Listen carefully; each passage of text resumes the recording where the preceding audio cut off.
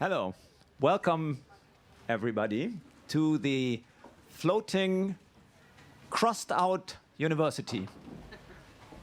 It's not a real university, we're here. We are in the middle of the Templehof, former Templehof airport rainwater retention pond. If it started raining now, we would get wet feet, and this wonderful sofa would also get a bit muddy, maybe. But as we have bright sunshine today, we can be really lucky. Floating University is an association for 3 years now that is running this place as an open experimental learning site. So we are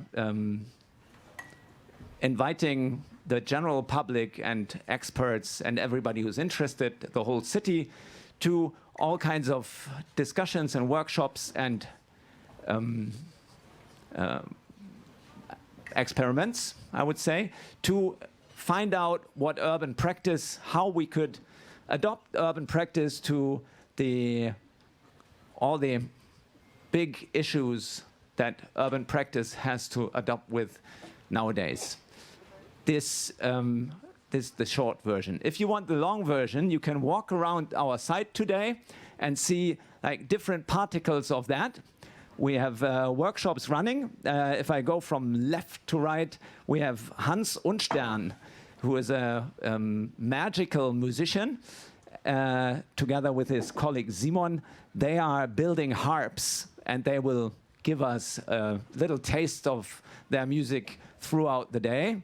Today they are building harps with the Kids University. Kids University is a part of the Floating University's universe. That should actually be going into just the Floating University, because we found out that if we make an exceptional program for kids, it's exceptional for kids. And we think that the topics that we're tackling should be solved by everybody together. So we try to have an integrated life here and not just, projects that are for kids, other projects that are for senior citizens, next is for neighbors, and so on. We mix it all because we believe in cross-pollination. Now, the next workshop straight ahead is Catherine Ball. She's planting and growing mushrooms. I think she will just go on with that throughout the day. Besides that, we can get the last drops of the experimental lemonade work of a lemonade collective. In the kitchen, there's not really a workshop going on, but there's work going on that we will get, where we will get the results in the end of this discussion part now. Besides that, it's not really a workshop, I think, but there's the Raku oven with Marco and the substitute of Zoe. I forgot her name. They've built a Raku oven to make an exorcism of capitalism. So they have to tell you. They are moving out the bad spirits of capitalism through this Raku oven. And then behind this wall of straw bales, there is still an ongoing workshop where we are transforming our cold compost into a hot compost. Because hot composts are a lot more sufficient and they produce energy. Today we are here now to have a discussion, but I want to introduce first some questions on this conference that's called Berlin Questions. We have some Paris questions. And for this, I have invited Lukas Turtur. He's normally, or in his real life, besides that, he just got married. Congratulations, last weekend. Thank you very much. He's working for Schaubühne Berlin, and that's right? It is, yes.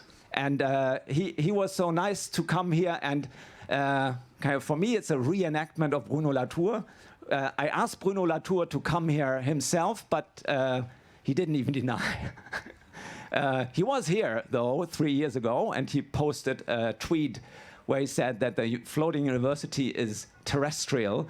I guess that now, after he just had a bad sickness, he's just not so concerned of traveling to Berlin to be here for a conversation. But he would be super happy to know that Lukas will give us a taste of his questions that he formulated on Sunday, the 29th of March, 2020.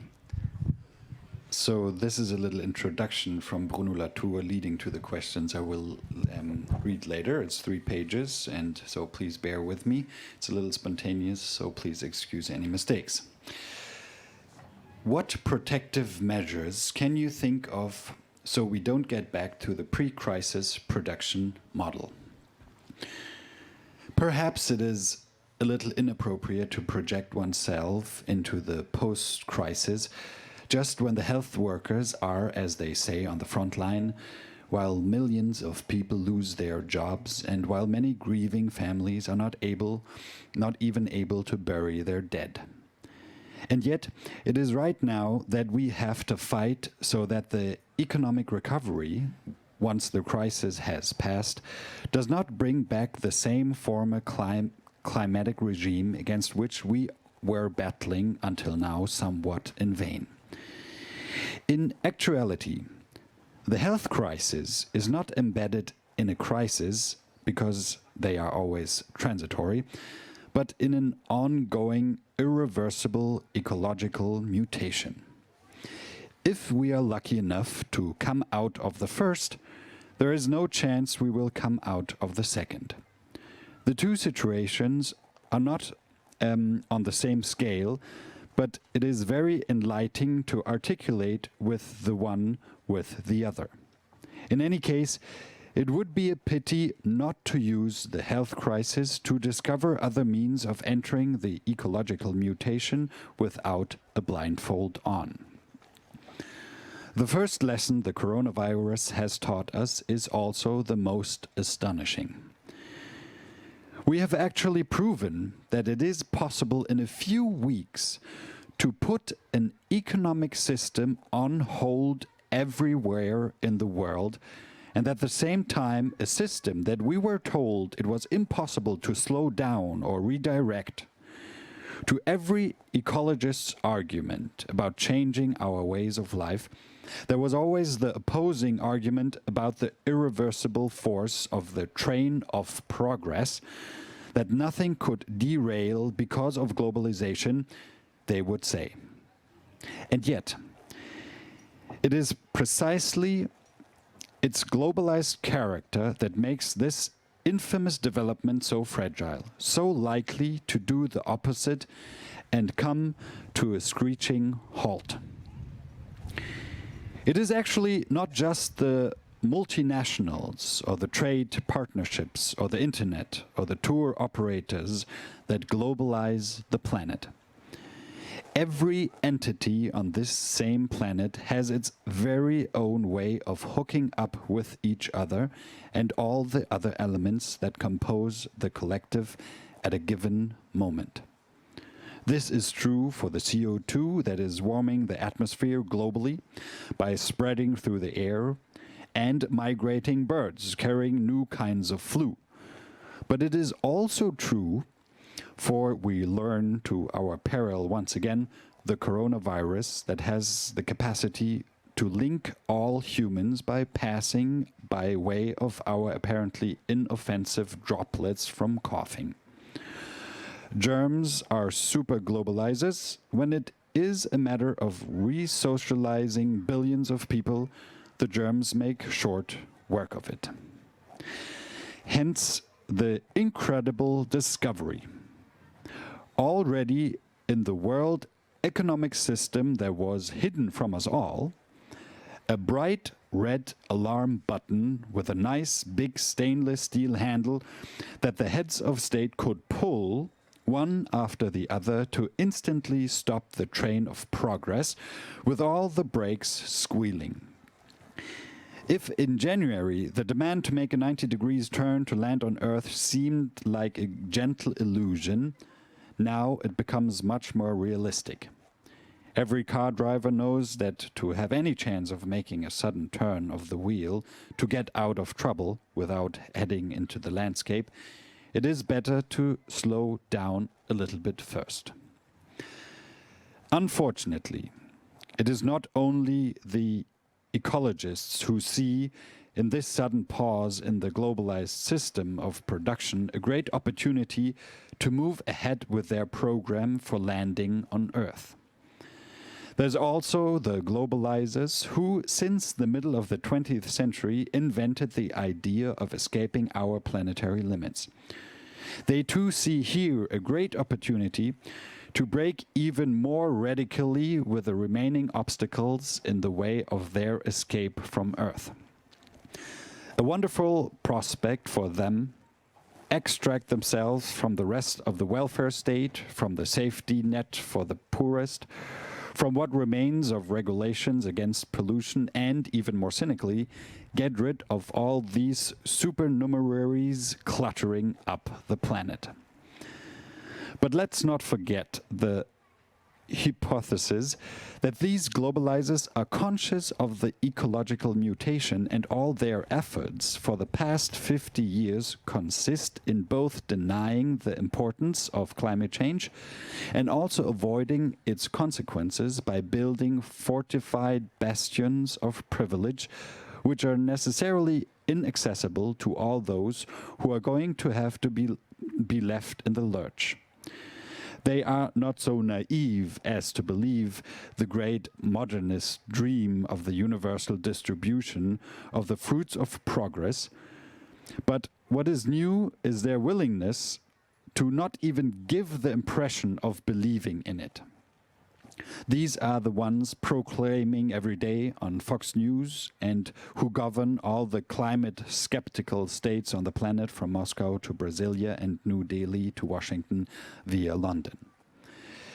What makes the current situation so dangerous is not just the dead piling up every day at an increasingly rate. It is the universal suspension of an economic system that gives those who want to go much further in the flight away from the planetary world a marvelous occasion to put all the cards on the table. One must not forget that what makes these globalizers so dangerous is that they have to know they have lost, that the denial of ecological mutation cannot go on forever, that there is no chance of reconciling their development with the various planetary envelopes in which one way or another the economy has to be inserted. This is what makes them ready to try anything to secure one last time the conditions that are going to allow them to last a little bit longer and to shelter them along with their children. This putting on of the brakes, this stopping of the world, this unexpected pause, gives them an opportunity to flee more quickly and further than they could ever have imagined. At the moment, they are the revolutionaries. It is at this point that we have to act. If opportunities are rising for them, the same is true for us. If everything has stopped and all cards can be put on the table, they can be turned, selected, triaged, rejected forever, or indeed accelerated forward. Now is the time for the annual stocktake. When common sense asks us to start producing up again as quickly as possible, we have to shout back, absolutely not. The last thing to do is repeat the exact same thing we were doing before. For example, a Dutch florist was on television the other day weeping because he had to trash tons of tulips that were ready for shipping. Without customers, he couldn't air freight them around the world. Of course, we cannot but feel for him, and it is right he is recompensed. But then the camera tracked back into the tulips that he was growing without soil under artificial light before sending them off from Schiphol Airport on air freighters with kerosene raining down, which makes one wonder, is it really useful to prolong this way of production and selling these types of flowers? One thing leads to another. And if we all began on a personal basis to ask such questions on all aspects of our production system, we would become efficient globalization interrupters, just as efficient in our millions as the infamous coronavirus, as it goes about globalizing the planet in its own way.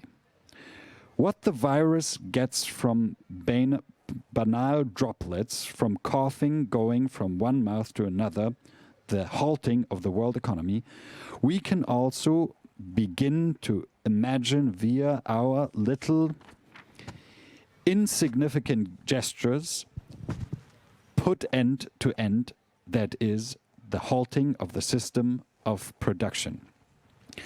As we ask these kind of questions, each of us is onto the task of thinking up protective measures, but not just against the virus, but against every element of the mode of production that we don't want to see coming back. So, it is no longer a matter of a system of production picking up again or being curbed, but one of getting away from production as the overriding principle of our relationship to the world. More than revolution, this is dissolution, pixel by pixel. Pierre Charbonnier demonstrated it. After 100 years of socialism, limited just to the redistribution of the benefits of the economy, it might now be more a better of investing a socialism that contents production itself. Injustice is not just about the redistribution of the fruits of progress, but about the very manners in which the planet is made fruitful. This does not mean degrowth or living off love alone or fresh water.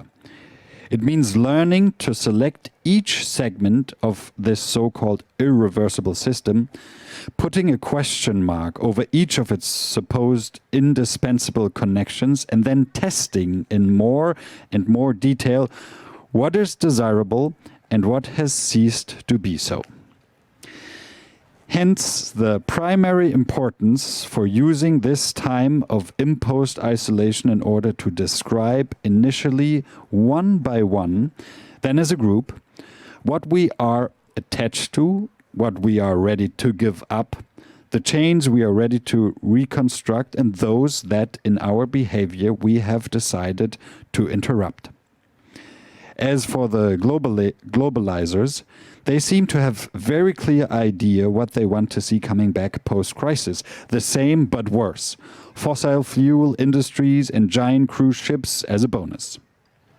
It is up to us to confront them with a counter-inventory.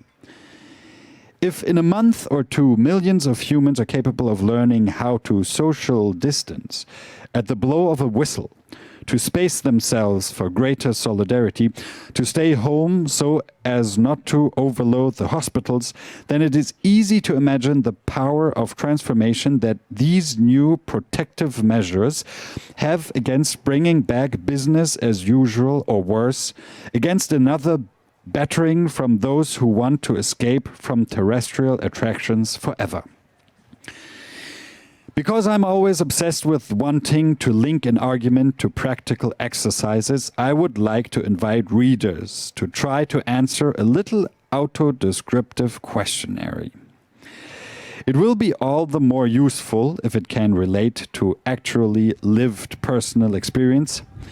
It is not a matter of expressing an opinion, but to describe and describing and researching. Only afterwards, if we tabulate the responses and compose the landscape created by their intersections, will we be able to discover some form of political expression. But this time one that is embodied and situated in a real world. And now I'll just read the questions. I guess we can't like write everything down ourselves, but maybe it gives an idea of what questions they are. Question 1. What are some suspended activities that you would like to see not coming back? Question 2. Describe why these activities seem to you to be noxious, dangerous, incoherent, or how its disappearance, putting on hold, submission might render other activities that you prefer easier or more coherent. Write a separate paragraph for each of these activities listed under 1. Question 3. What kinds of measures do you advocate so that workers, employees, agents, entrepreneurs who can no longer continue in the activities that you have eliminated are able to facilitate the transition to other activities? Question 4. What are the activities now suspended that you hope might develop, begin again, or even be created from scratch? Question 5. Describe how this activity appears to be positive to you and how it makes other activities easier, more harmonious, coherent, that you prefer and can fight against those that you judge to be inappropriate. Write a separate paragraph for each of the activities listed under 4. Question 6. What kinds of measures do you advocate to help workers, employees, agents, entrepreneurs to acquire capacities, means, finances, instruments, allowing for restarting, development, creation of this activity? And in apprentices, now find a way to compare your descriptions with that of other participants by tabling and then superimposing the answers. You should start to build up a picture composed of conflicting lines, alliances, controversies, and options. Thank you very much.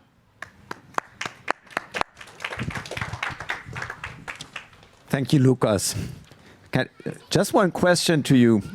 This was the first time that you read Bruno Latour, and it was the first time that you noticed that this writer exists. You also had the Terrestrial Manifesto today, which in English has a different name. It's in French, it's Ou à tenir, and so on. What do you take along with this reading? Yeah, it's the first time I read it, and I encountered that author. And I mean, what I'm taking away is, it's very interesting, for sure. And it gave new perspective, and especially in the Manifesto, right? It talks a lot about, it's really hard to just recapitulate these ideas, but it talks about the split of nature into a very scientific view and kind of a realistic or a human view on nature, and that sometimes science is not able to explain all the possible options that we have to deal with. And I can't just explain it right now, but I think it's very worth reading it and getting into it. We have a couple of copies still left of the questionnaire in English and German. If somebody wants to take them home, or with your family or association or group or company, you want to go through these questions, I think now is the right time for it. Thank you, Lucas. Thank you very much. All the best.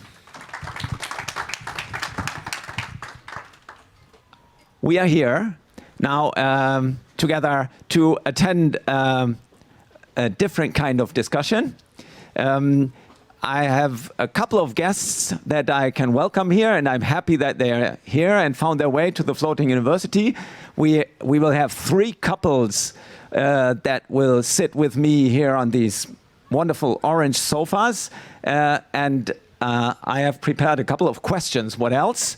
The first couple is Gudrun Sack. She is, wait a minute, not to make any, she is the director of Tegel Projekt GmbH, the Urban Tech Republic. And we have Aljoscha Huffman. He is the team leader of the strategic site development, participation and communication for the Templehof Projekt GmbH. So we have two representatives of the two closed down airport areas sitting with me on the sofa. How wonderful. Thank you for coming. Thank you for the invitation. I thought that this is great, not only because why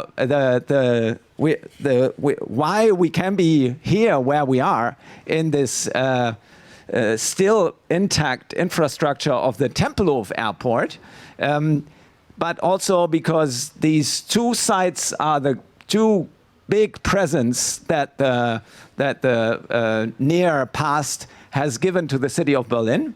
And we have a lot of potential that now arises suddenly in the city, but of course there's also a certain loss. The way that I imagine now these discussions to happen is not really discussing, and you shouldn't be sad that we are not actually not really discussing, but I hope that we will learn a lot. And it works like that. We start with a part where on one side Gudrun, on the other side Aljoscha. I call them by their first names because we know each other for a long time already. So they will explain who they are and how they came to the point where they are in the company that they work for, and what this means to them, and what is the interesting thought. And also what gives them motivation to go on. And after that, we will have a part where I will ask them questions, both of them, the same question, and they will have 1 minute to answer it, 10 questions. And then it ends with them asking questions to you. But you won't have time to answer them right away. You will have time to think about it. And then in the break, when we'll have food and drinks, you will be able to discuss and answer the questions and discuss them between each other, or also discuss them with Aljoscha and Gudrun. That's how it works. So, Gudrun, you're the first. Okay, I would like to introduce myself. I am an architect by trade, and since May this year, I have been appointed to the managing director of the Tegel Projekt GmbH, a municipal company commissioned with the conversion of the former airport Berlin-Tegel into a smart new district with mixed uses. As an architect with my business over the last 20 years here in Berlin, I am specialized in sustainable planning and building practices, also in the construction of wood constructions. I have been seeking to set new standards for living and working together to establish resilient urban developments. I feel it's important that the city design is sustainable and society-orientated. It enables people to come together like we do it here today. A few words to the concept of the new Tegel Airport project. With its distinctive hexagonal shape and rich history, the airport Berlin-Tegel is a landmark of the city. After serving as Berlin's main connection to the world in the 1970s, the airport is closed in November 2020 last year. We have 3 new areas in Berlin-Tegel we are going to develop. It's an urban tech republic, like Benny said.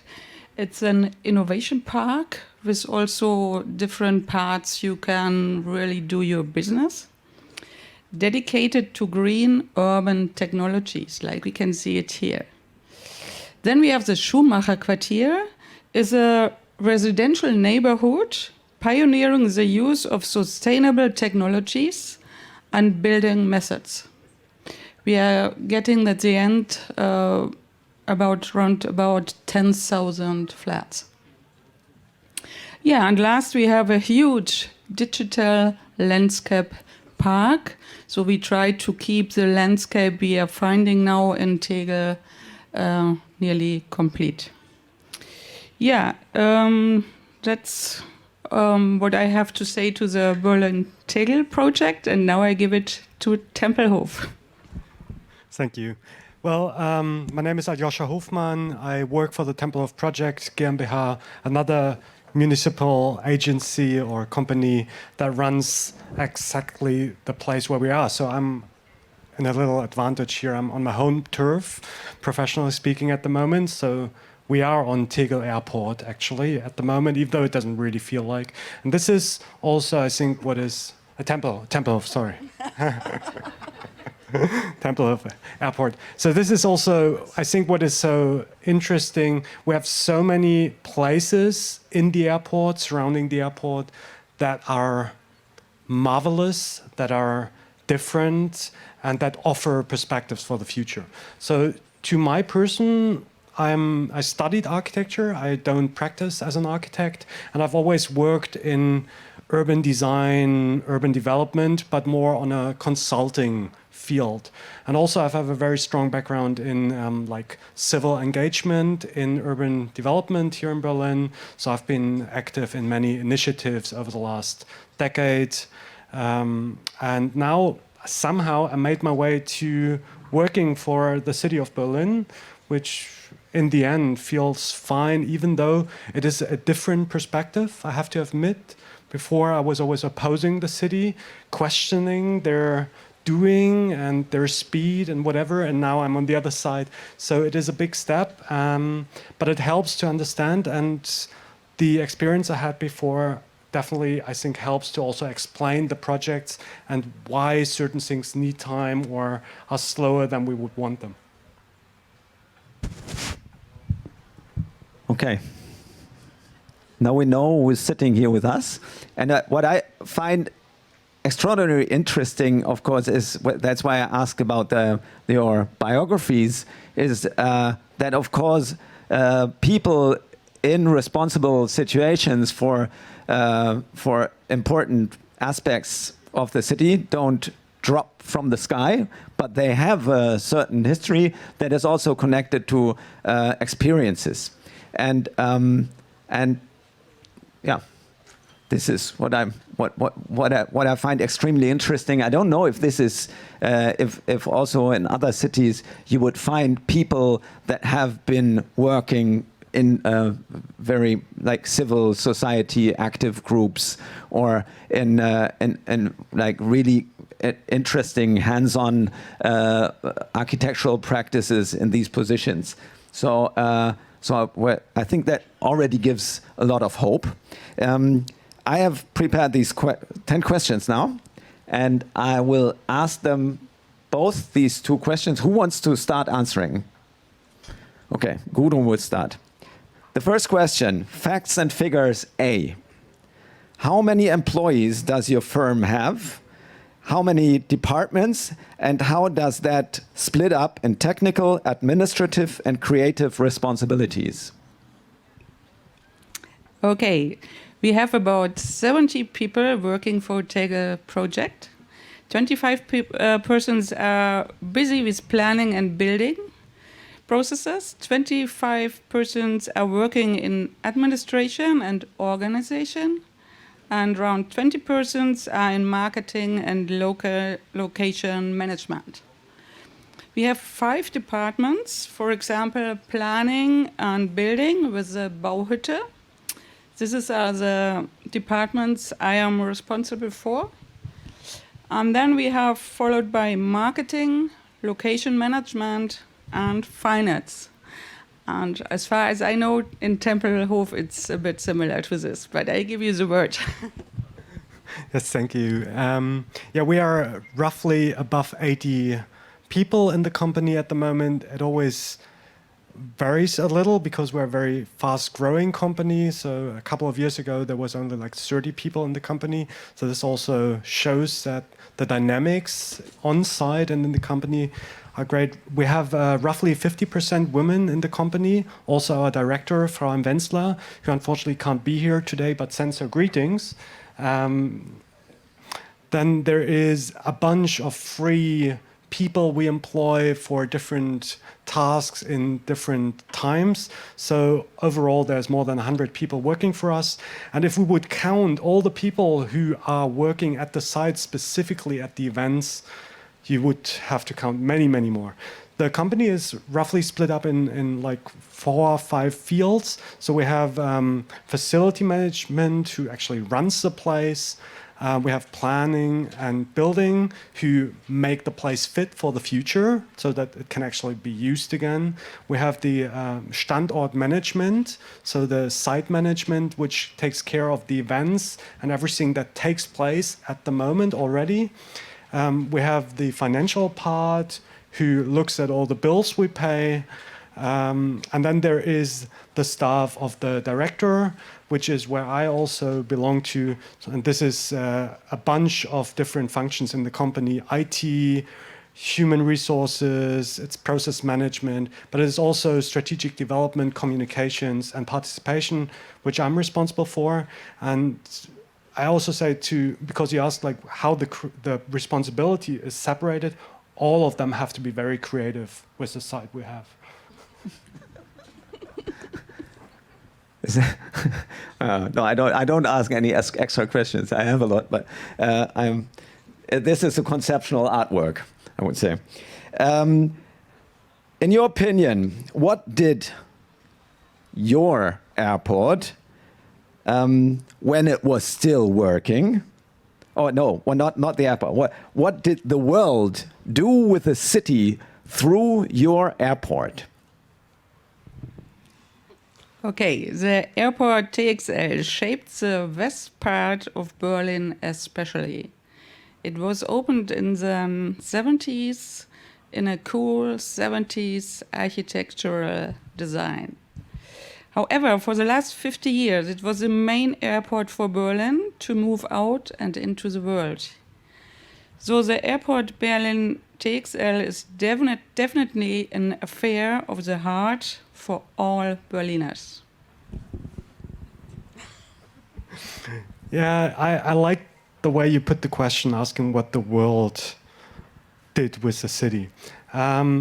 Templehof looks back at nearly 100 years in 2 years. The airport has 100 years anniversary. So the answer needs to be a little more multifaceted, I think. First, the airport and the world marveled the Berliners with the first pioneers in flying and, I don't know, winning the skies. Then I think the world was marveled by the airport itself as the first large-scale airport with a modern system of bringing people to the airport, to the airplanes, and the luggage and everything. It is also optimal in the inner city with public transports connected. Then, during the air bridge, the world brought hope to the city. I think that's one of the key moments. And later on, and today, I think the world brings cultural variety to the city through the airports, not only Templehof, but all the others, and hopefully in the after use as well. Second question about facts and figures. How many people work besides your company on the whole area of the airport today, roundabout, in companies, maintenance companies, so sourced out aspects, NGOs, and people that work with their own, here in Templehof we have the pioneers, so on. And how does that split up in technical, administrative, and creative work? At the moment, there are between 50 and 100 people working on the site in security, dismantling of technical airport equipment, and ordnance clearance. It will soon change on the site when the first construction firms are involved and it becomes a proper building site. Of course, a lot of planning firms like architects and other creative professions are working for us to carry out the planning. But over the last 10 years, waiting for the new airport BER, we have had a lot of time for designing, and so this is almost completed. The building process are now in full focus for us. It's a very difficult question to answer because I reached out to all the companies and to Floating University, but I didn't got back all the numbers. There is approximately, because we really don't really know at the moment, 2,000 to 2,500 people working on this Tempelhof airport site in various firms and companies, creative companies, social companies. We have the Social Return Foundation. We have a dancing school and the like, so that it's a broad variety. Probably the largest amount of people working in one company is the police, Berlin police, with a couple of hundred people on site. And I said we have roughly 350 to 400,000 visitors annually in events. At the moment, that is different, obviously, but usually in normal years. And just for one event, which we have at the moment today, more than 800 people are involved building the events. So you can imagine how many people for the large-scale events work on site.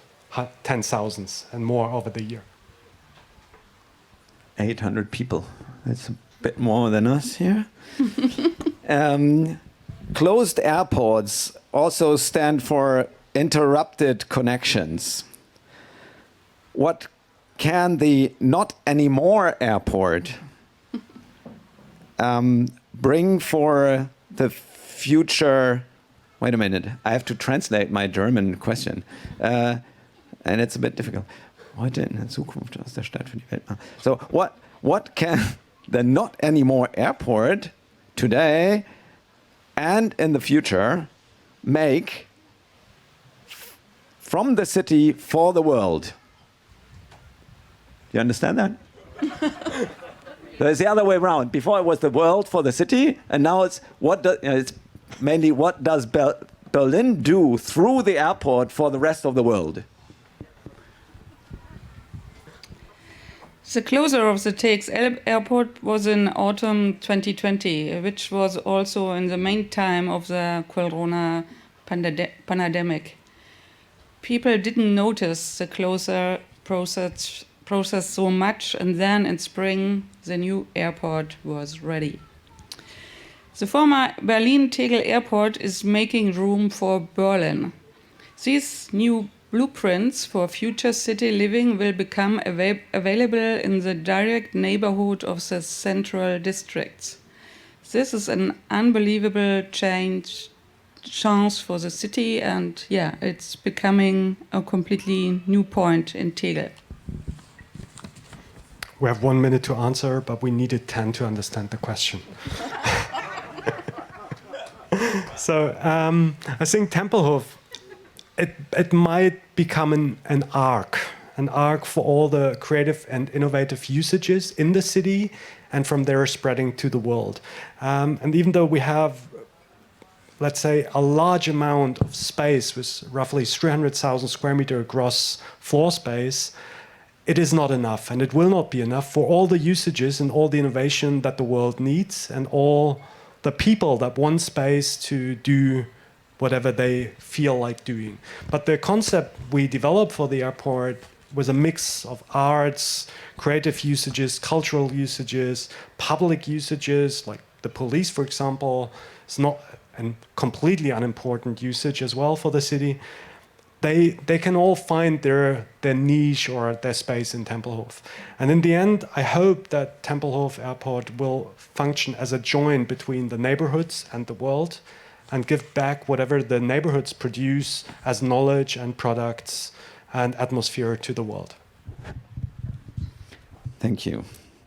Now we get closer to the theme of today's program, Ecology After Nature.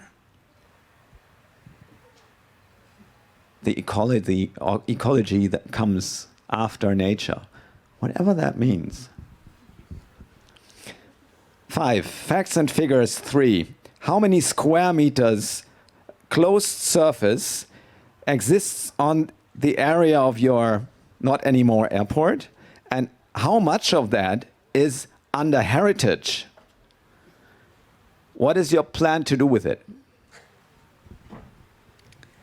Okay, we have 500 hectare ground in TXL, and a third of this area is sealed. All buildings are under heritage. So we are keeping all buildings and trying to find new uses from them in the Urban Tech Republic area. Let's say half of the sealed surfaces is listed, so even the ground is around the buildings is under heritage. So we are going to retain it. The rest we will be demolishing, we are also reusing, and all materials we are keeping on the airport and using it directly for the site for the new constructions. So we leave everything on the airport, and part of it we are going to reuse. Well, it is similar, but a little different. We have 260,000 square meters of sealed surface on the site, roofs, surrounding areas, and that is without the airfield. The airfield would be a lot more, but not as much sealed. Of those 260,000 square meters, 260,000 square meters are heritage listed. So we do not have a single square meter that is not heritage listed. The whole is listed as an ensemble. And also this place here is heritage listed. Everything is heritage listed with the airport at the moment. So we cannot do much without working with the offices for heritage in the city of Berlin and to come up with good ideas. But what we want to do is we want to obviously come closer to the idea of the Schwammstadt, sponge city. And this place here where we are plays a very important role, because all the stormwater in the future shall be collected here and then not, as at the moment, be delivered directly in the canal, in the Landwehr Canal, but actually be, what's the name? I forgot the word in English. Versickerung. It should go into the ground here on site, so with a natural system. And that is what we can do. And also, like in some places we can probably do a little to the sealed areas. So we are greening some roofs.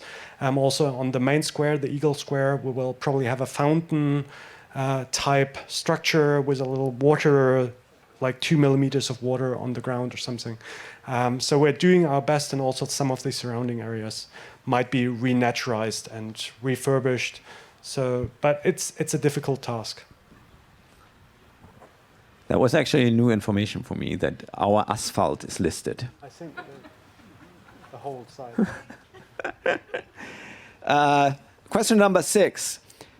What importance will the whole area of your not anymore airport will have for the ecology of the city? And what importance for the nature of the city? So we are very lucky to have this long waiting period of planning. Taking climate change into account is what we have to do in the urban construction sector. And now we are really doing it. So we are planning all points with regard to nature and are not working against it. We are keeping natural areas and are taking care of all existing plants and animals. We are keeping every drop of rain, as you said. All rainwater is used or stored in the quarter. Nothing is lost. The new buildings are planned with animal-aided design, made of timber, and so on. Everything you can think of regarding sustainability, we try to put it into a practical effect. It will become a model quarter of sustainability. Well, I think the greatest difference is that at the moment in Templehof, we only have one building. I mean, we do have a couple of smaller other buildings, but we do have one main building. And this building holds grey energy. So what we can do is we can reuse this grey energy by making the building usable again. I think this is what we can do what we can do to help the environment, but also with that we can help to build a better environment for us as people living in that environment. It is a very special place. It holds a large variety of species. So if you look to the field, for example, the skylark, so it's a biotope to nature. And also on the airport site itself, we have way more animals than one might think. So I hope altogether we can add to the ecology and to nature. And also we're having one major project, Technical Infrastructure 2030, which is a renewal of the historic infrastructure in place, which will make the whole building and site climate neutral, hopefully in a couple of years. 7. Society, as we could observe in the past years, under constant economical, cultural, and also health transformation. What are the 5 adaptive factors, or what would be 5 adaptive factors, ideas, or tools that in the visions that exist for your planning for the site that have the capacity to react on these transformations? First, we are working with the construction stages. After completion of one step, we are going to evaluate and change points, constructions, and whatever is necessary. Then we continue with the second stage, and so on. So we are not finishing the planning of the whole area. We do have a concept for the entire neighborhood, of course, but are only working on the first stages in different areas. As I said, we will continue step by step. Well, Templehof started, and the company I work in started in 2011, making a plan for the actual airfield and new constructed neighborhoods on the site. In 2014, once the plan was finished and construction could have started, that plan was voted against by the Berliners and people here in the city. So that plan failed, and we had to think anew, and we had to concentrate on the building. So when we started looking at the building with more focus, the refugees came to Europe, to Germany, to Berlin, and we sheltered many of them in the former hangars on the airport site. So after that, and this is only in 2019, we are now at the point where we can actually restart thinking on the building, especially because the company had to solve these tasks at hand with the same personnel than it had for the other tasks before. So there was no additional people to solve the problems and still think on the reuse. So we have a Vision 2030 plus, which is a very broad vision, as I mentioned, the mix of arts, culture, creative usages, and public usages, which is not very precise, but it might hold the flexibility at the moment to hold all the adaptability for this long-term generation project.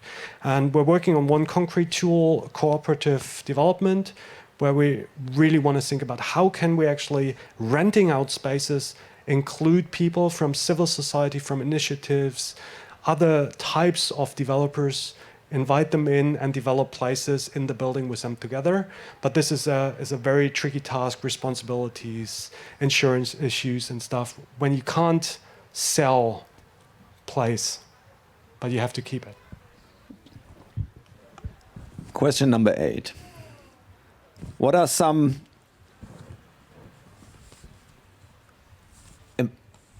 significant resources of the city of Berlin that influence the planning of your site?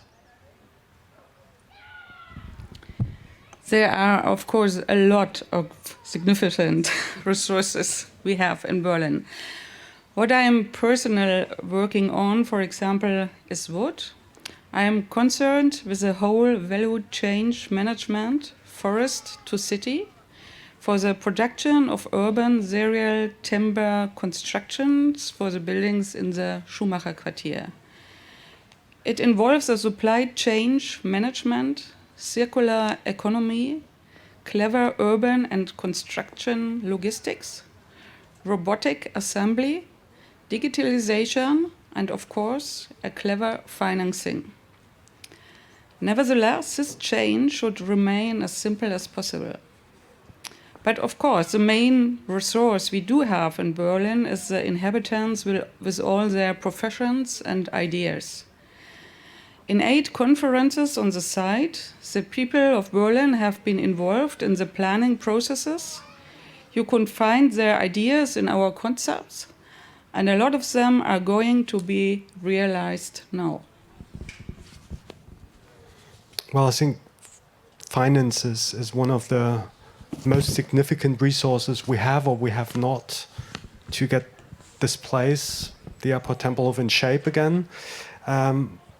But I can also just second what Gudrun just said. The creativity and the tradition Berlin has in engaging civil society in planning, in development is one, I think, of the strongest resources we have. The creativity and the know-how of spaces, and more specific of the needs of the people and the city that lies within the inhabitants of this place, whether they live here permanently or temporary. I think this is the greatest resource we have in Berlin that can help to develop this place. Thank you. I was just told that I have to speed up, so I quit the next question, if you don't mind. Anyways, it was more a game question. We come to the last question. Does Berlin need more buildings? I do like and appreciate this question very much, because if we are talking about sustainability, the aspect of sufficiency is an issue. And that is exactly what we are trying to do in this former airport area. We are keeping all buildings. We are trying to reuse all materials arising from demolishing all streets on the site, for example. We don't want to have individual traffic in the housing areas. And yes, we are going to build new housing complexes.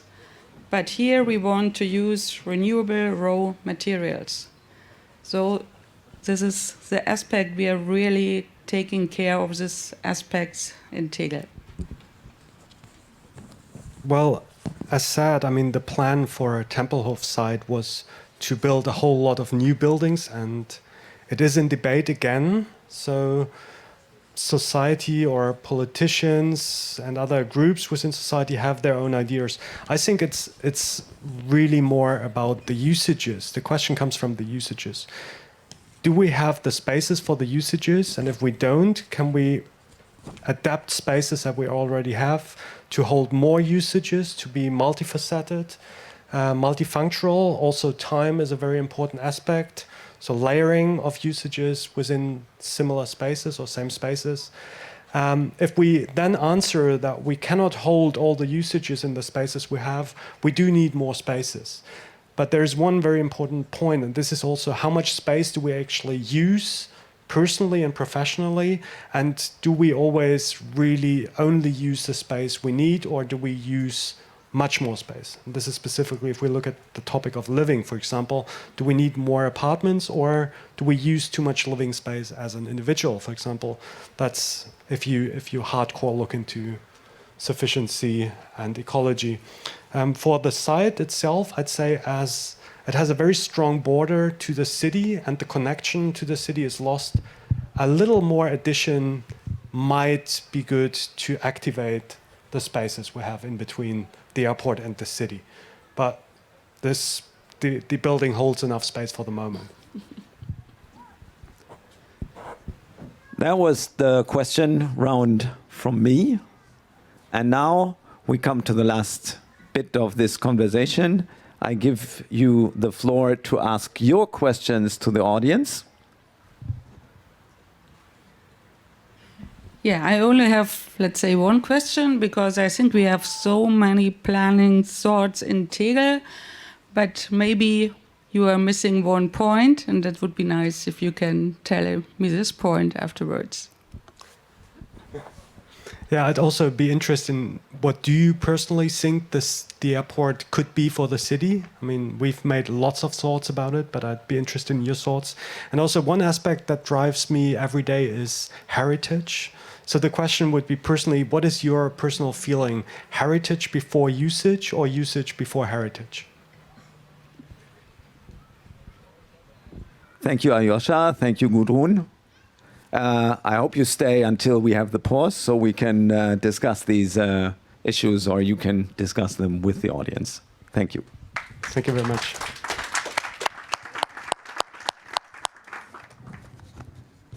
I invite now Marianne Sonneck and Georg Reinhardt to sit with me on the orange sofa.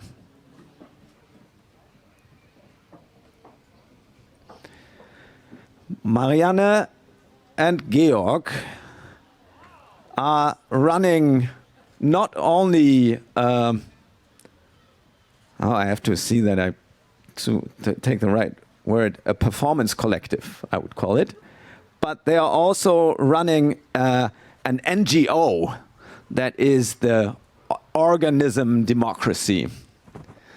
They are actually in one company, right? So they, certain questions that I asked them, they would answer with the same answer.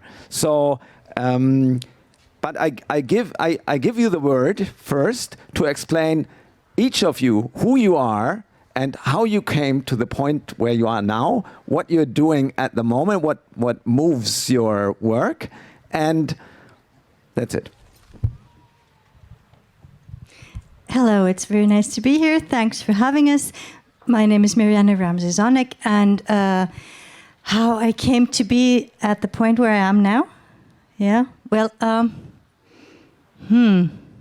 I think this is a very broad question, and I don't think I can answer it in anything like a minute. So I think I'd like to maybe answer how I came to be involved with organisms democracy. So we have been in this artist group called Globalizers for 20 years now together. We founded it in 2020, and we have been working in the realm between performance and visual arts, I would say, and we have always had a very strong focus on participatory art, and we worked outside in public spaces, in disused spaces.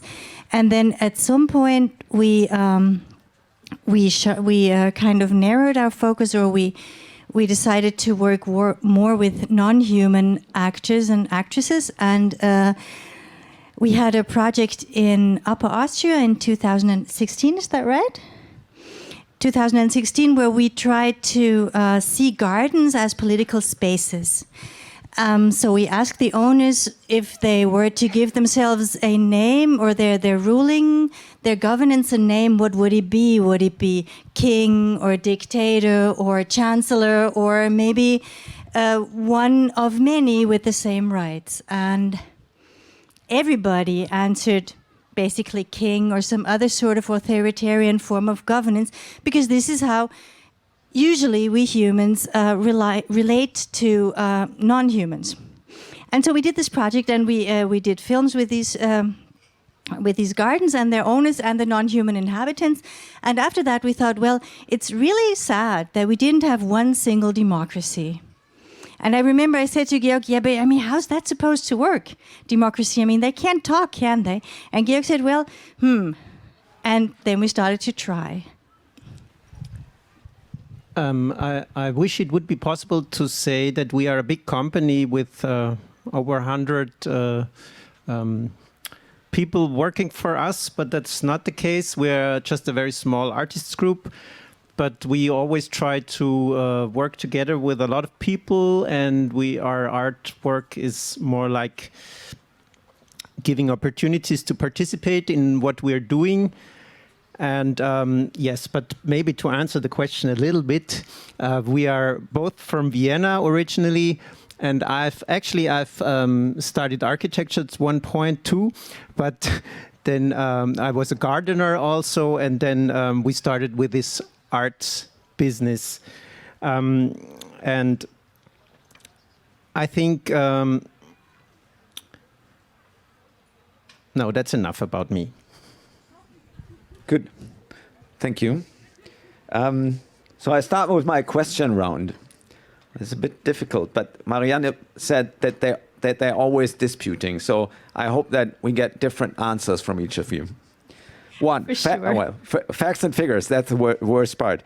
Make an estimation. How many people have participated in your artistic work as collaborators, as audience, and were there any non-human participation before the beginning of the project Organism Democracy?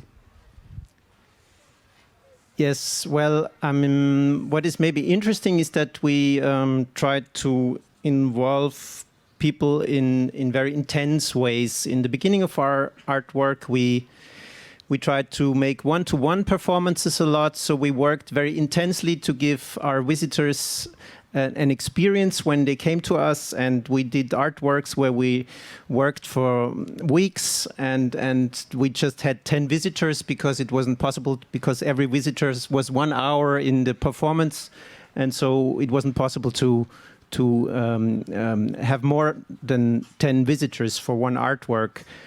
But we have continued to work to open up our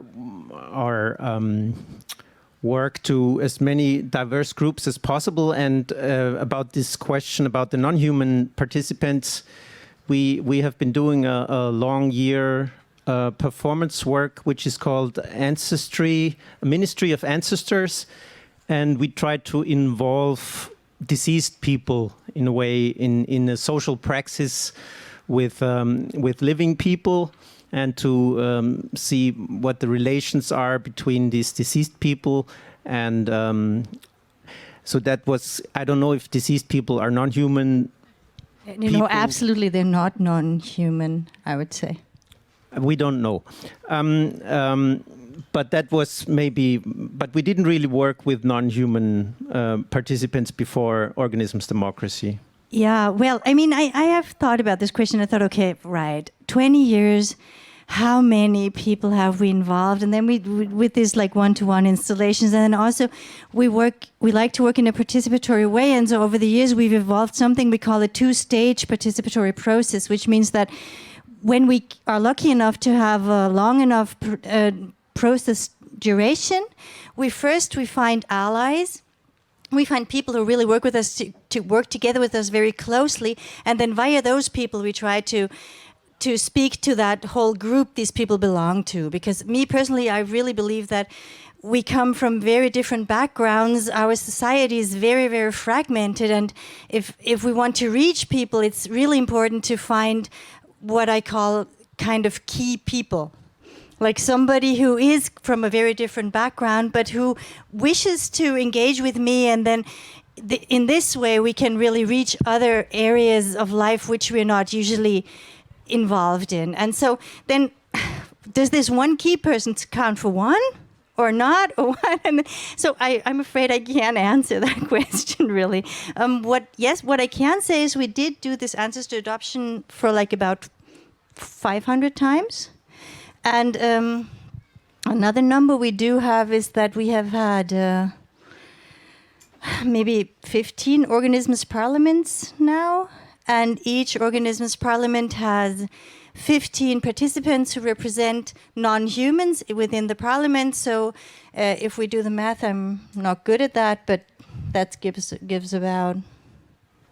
Yeah, about 400 parliamentaries. Members of parliament, maybe. Yeah, so that is since 2018.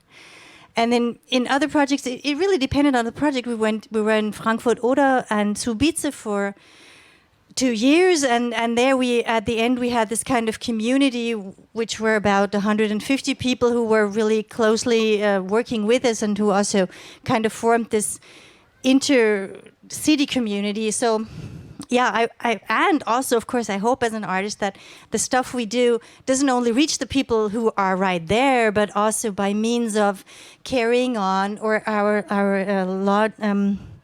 graphics. I hope to reach more people than the ones that I actually see face to face. Okay, thank you. That was a very long minute, Marianne. We have to be fair, right? But as you didn't take 7 minutes to introduce yourself, I will close my eyes in front of this. We only got the questions yesterday evening. Yeah, I know. But Let's not lose any more time. Yeah, but it's still, just answer them from your belly. Right, next. 3, facts and figures, number 2. How much cultural money have you spent with your collective projects? How much of this landed approximately in your own pocket? It would be nice if we had the chance to evaluate this, but we didn't have since yesterday evening. So, and we normally don't have it. So I don't know. I have absolutely no idea. I can only say how much I earn in a month. Maybe if it's a good year, about €1,000. So it's about possible to survive from this kind of work. Because it's a cheap city. Yeah. That's not true. Well. It was. It was a cheap city. You share evenly? Yeah, we do. I mean, we have tried all sorts of money splitting regimes, and usually we say, okay, we share evenly. Okay. Then we go to the next question. How long do you think will the... Sorry, I just want to say one more thing. Yeah. It is very important for us that in these participatory projects that we give money to the participants, because we think it is kind of stupid process to work with others and then not give them money. So that's what we always try to do with the cultural money, to share it also with the participants. Yeah, that's good. How long do you think will this subject of organism democracy stay as part of your artistic work, and what will happen to the democracy afterwards?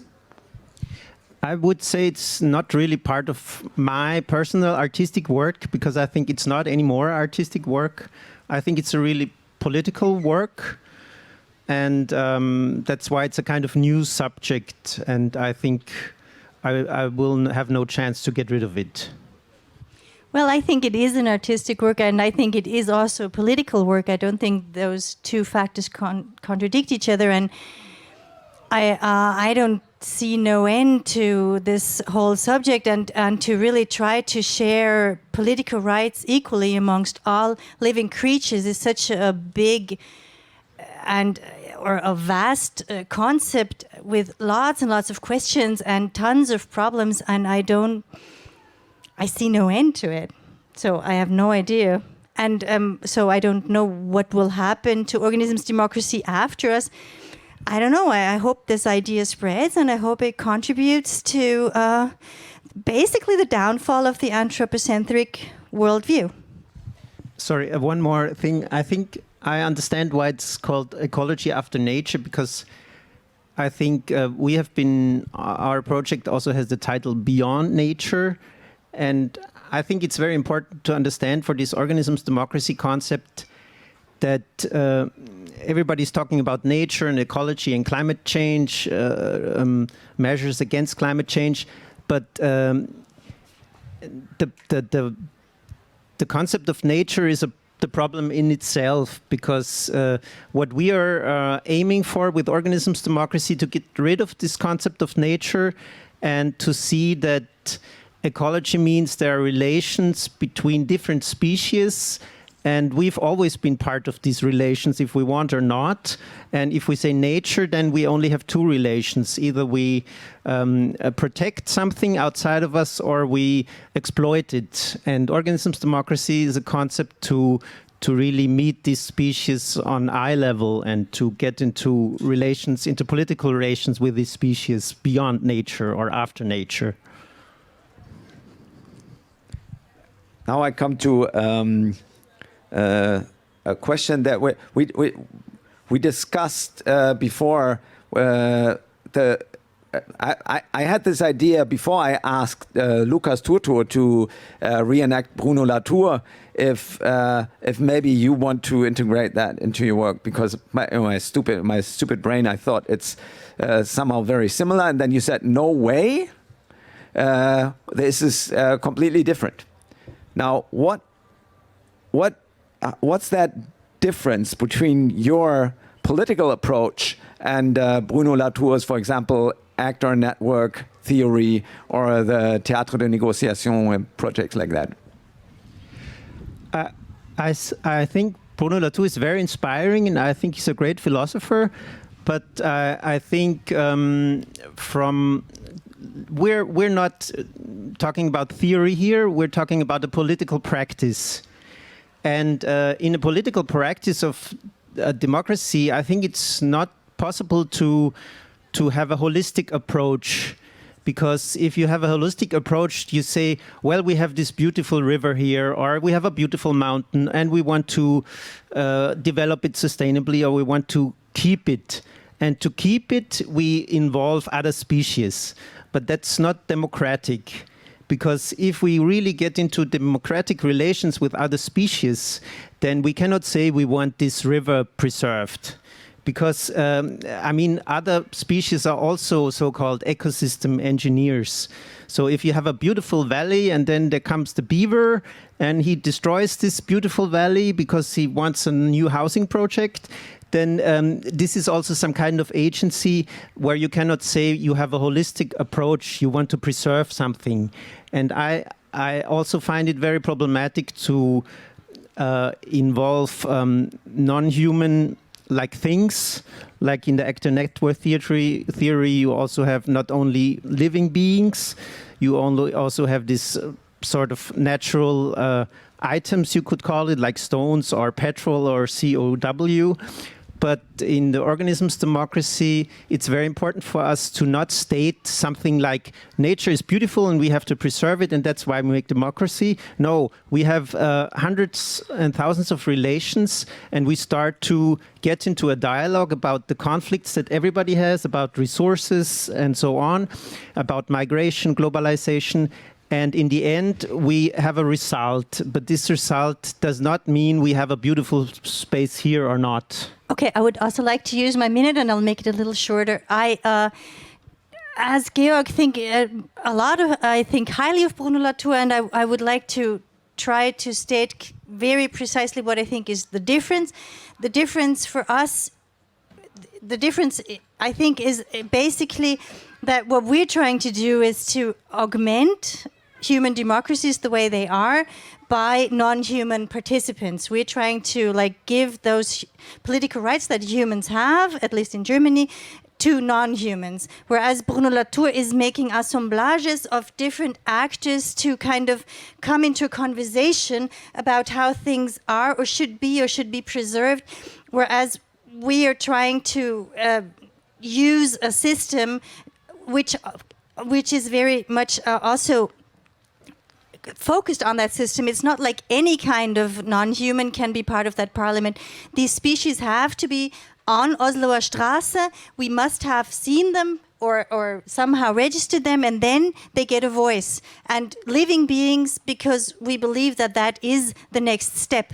I mean, it was very few men being part of a democracy, then a little more men. At some point, there came the women. I think it's time for all non-humans to also be integrated in a democratic system.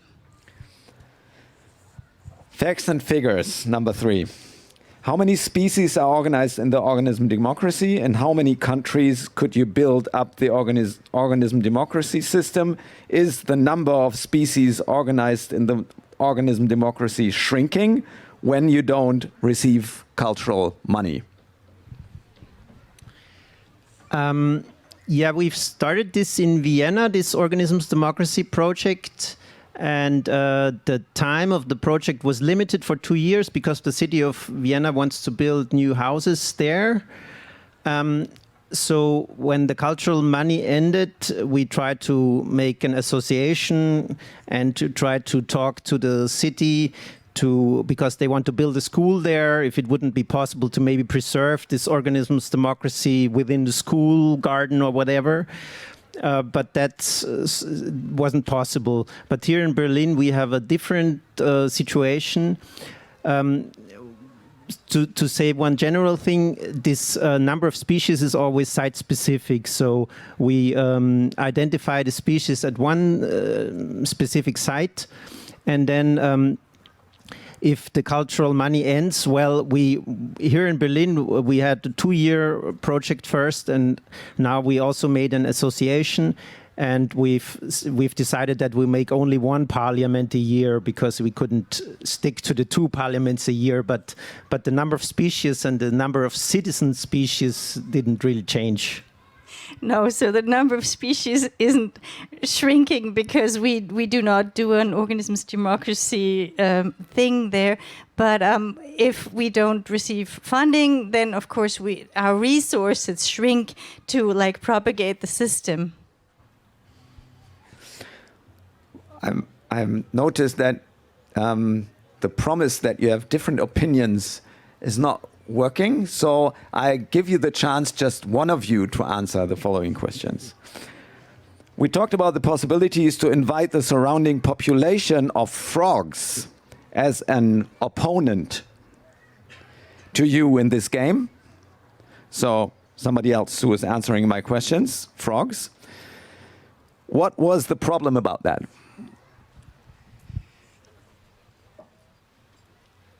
I think maybe I have to explain a little bit how this whole system works, because if we have 300 species from all groups of organisms, from bacteria to trees to vertebrates, we have to find people to represent these species. And then we don't have sort of the human perspective and then the species perspective. No, we have 15 different perspectives.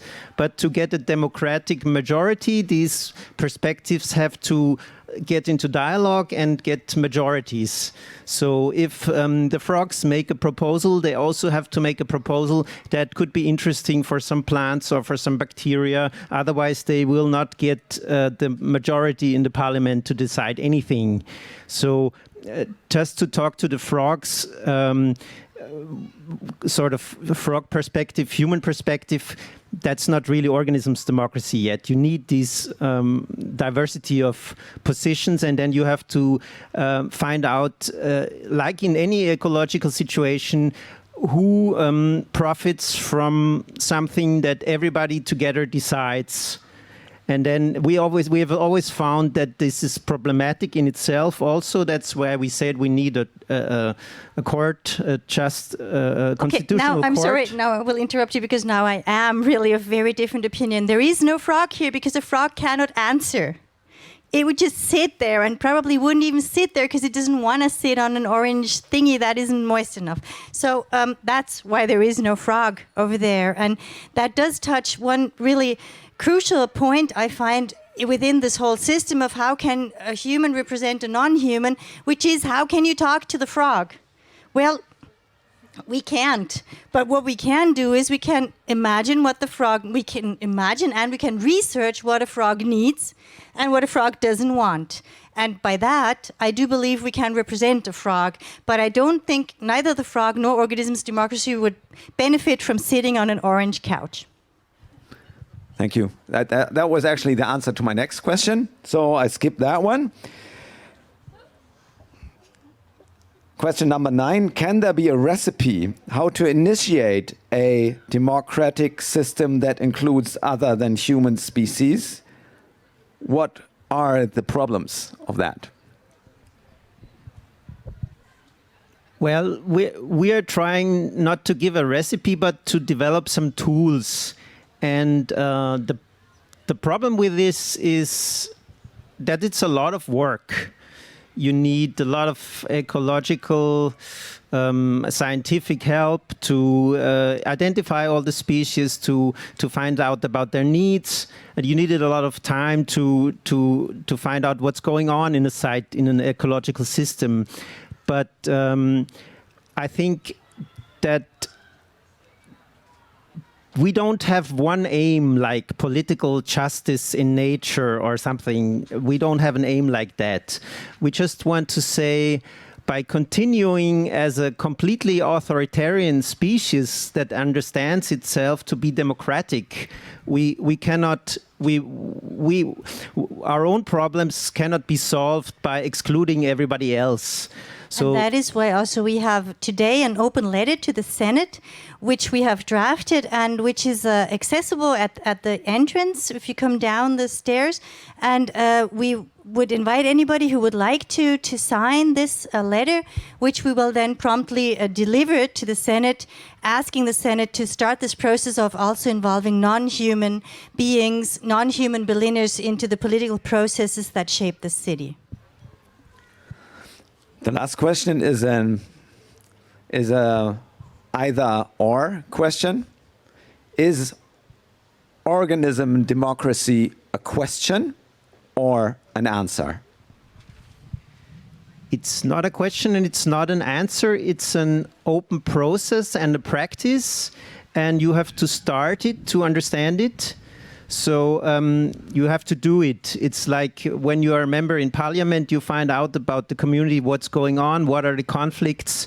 And the interesting thing is that we got some feedback from a lot of participants that they found it very enhancing for themselves, for their experiences, to go through this whole democratic process of legislature to executive to the constitutional court in half a year with a different community, and to understand this and to understand it that you can sort of really participate in all these democratic institutions and change something.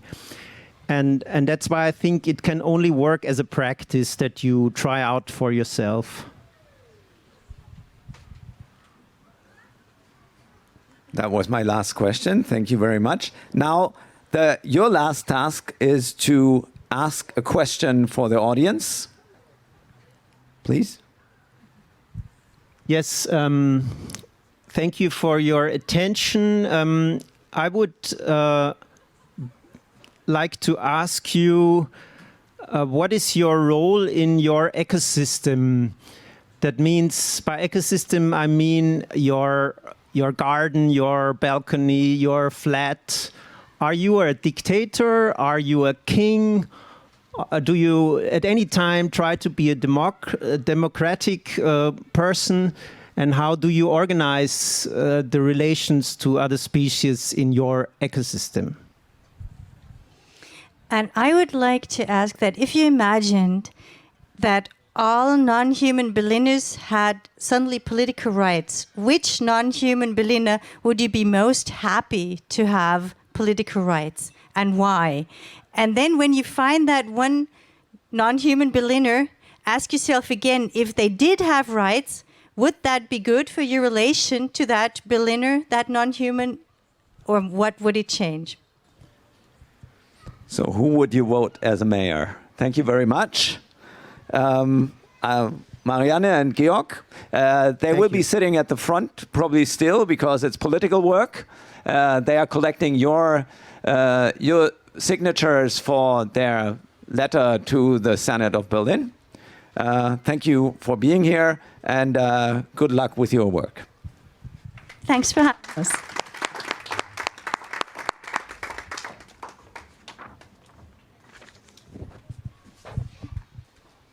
The last couple in my little question and answers game show here is a very interesting couple because I thought they don't have anything in common. They don't both come from a closed down airport. They are not sharing the same they're not shareholders of a performance group or an organism democracy NGO. They come from two completely different worlds. So welcome Patricia Atkinson. Patricia is, and now I have to get my Spickzettel to not say the wrong words because I downloaded it. Here it is. Patricia is an philanthropy advisor, chief program officer of the IKEA Foundation, and serves on the board of the Clean Air Fund. And the other one is Niklas Mark. Since 2001, he has been the editor for art and architecture at the Frankfurt Allgemeine Zeitung, and he's currently teacher of architecture in Frankfurt. He writes lots of books and creates exhibitions and curates programs. Thank you. So, but this is about all that I say about them. The rest I leave to both of you to describe to us. Who are you? Where do you come from? How did you get to the position that you are in today? And what is the part of it that is giving you the most motivation to go on? Okay. Well, that is a very difficult question to answer. I would have to say that the trajectory of my life has not made a lot of sense at all. I've sort of can make sense of it in retrospect, but not the path I took forward. Yes, I'm originally from the United States, but I lived half my childhood in various parts of the world, and I think one reason that this whole Berlin questions setting was interesting for me to participate in is because I think I've lived in some of the most exciting cities in the world, and cities have always been a great passion of mine. So, born in Los Angeles, I think I've lived in London, Buenos Aires. I live in Amsterdam now. I lived in New York, San Francisco. Lived in Berlin for a while, although it was quite a different city then in my 20s. But I think I started out in my career, at least, with a lot of, I had an enormous amount of unfocused interests, but in the end, I wasn't very imaginative in my 20s, and I just thought, well, my father did this, so I'll do that, and got an MBA and trudged along for a while. And around 20 years ago, I crossed over into the world of, I guess, after working in the private sector, I thought it was much more interesting to work on big global challenges. So I have, for the last 20 years, worked in philanthropy, but on a number of big global and local challenges, the first one being health, and the second one being climate. In the last 5 years, worked on climate, funding climate activity solutions, all of which is a very interesting moment to be in now because of where we are with this convergence of COVID and climate issues. And all the while I've been quite passionate around the arts. And so I think what excites me most is where all of these things converge.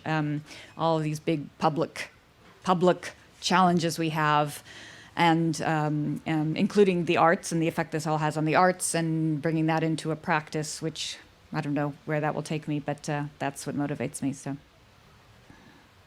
Yeah, my name is Niklas Mark. As you mentioned, I started as a writer at the Frankfurter Allgemeine Zeitung, a German newspaper, and I covered architecture and urbanism, and then I kind of bifurcated to teaching architecture also.